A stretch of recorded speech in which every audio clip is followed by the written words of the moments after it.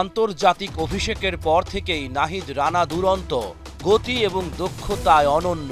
Jamaica টেস্টে West ইন্ডিজের প্রথম ইনিংস একাই ধসিয়ে দিয়েছেন নাহিদ রানা, মেলেছেন সাফল্যের ডানা। গতির ঝড় তুলে সবার প্রশংসায় ভাসছেন বাংলাদেশ এক্সপ্রেস। এক ক্রিকেট ফ্যান লিখেছেন, ম্যাচে রানার ৮৮% ডেলিভারি ছিল ঘন্টায় ১৪০ কিলোমিটারের ওপরে। বাংলাদেশকে এই পেসারের বিশেষ যত্ন নিতে হবে, তাকে টি-20 থেকে দূরে রাখতে হবে। আরেক ফ্যান লিখেছেন, কখনোই ভাবিনি বাংলাদেশের কোনো বোলার ঘন্টায় ১৫০ কিলোমিটার গতি অতিক্রম করবে। এক সমর্থক বলেছেন, নাহিদ রানার কয়েক ওভার বোলিং দেখলাম, ১৫০ থেকে ১৫৩ কিলোমিটার রেঞ্জ ছুঁয়েছে। দুরন্ত ফাস্ট বোলিং।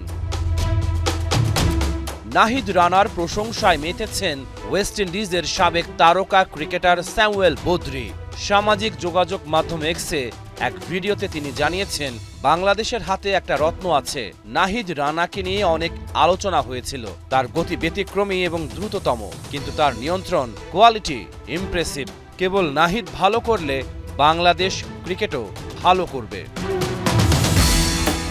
অস্ট্রেলিয়ার সাবেক ক্রিকেটার ব্র্যাড হককেও মুগ্ধ করেছেন নাহিদ রানা।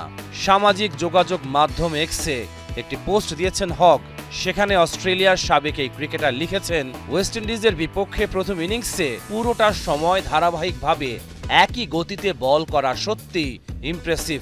নাহিদ রানার জন্য অসাধারণ ৫ উইকেট, সামনে তার রোমাঞ্চকর ক্যারিয়ার। এখন পর্যন্ত মাত্র ৬টি টেস্ট খেলেই নাহিদ রানা প্রমাণ করেছেন, শুধু গতিতেই নয়, বুদ্ধিদীপ্ত বোলিংও করতে পারেন তিনি।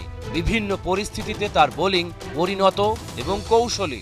লাইন লেংথ আর বোলিংয়ের নিয়ন্ত্রণে প্রতিনিয়ত দেখাচ্ছেন উন্নতি।